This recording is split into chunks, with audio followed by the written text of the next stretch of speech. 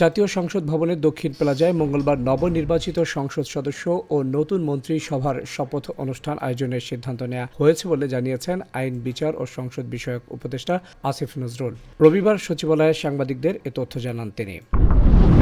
পবিত্র মাহে রমজান উপলক্ষে দেশবাসী সহ বিশ্বের সকল মুসলিমকে আন্তরিক শুভেচ্ছা জানিয়েছেন অন্তর্বর্তী সরকারের প্রধান উপদেষ্টা ড. মোহাম্মদ ইউনূস। রোববার প্রধান উপদেষ্টার প্রেস উইং থেকে এ তথ্য জানানো হয়।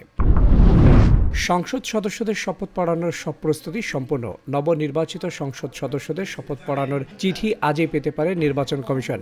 রবিবার সাংবাদিকদের এ তথ্য জানান ইসি আনোয়ারুল ইসলাম সরকার।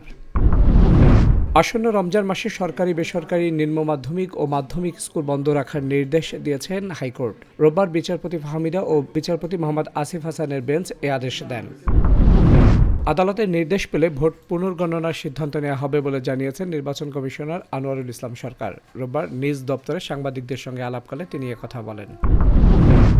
বাংলাদেশের ত্রয়োদশ জাতীয় সংসদ নির্বাচন ও গণভোট প্রক্রিয়া শান্তিপূর্ণ, সুশৃঙ্খল ও আইনসম্মত বলে মন্তব্য করেছেন রাশিয়ার পর্যবেক্ষক দল। রবিবার এক সংবাদ বিবৃতিতে তারা একথা জানান।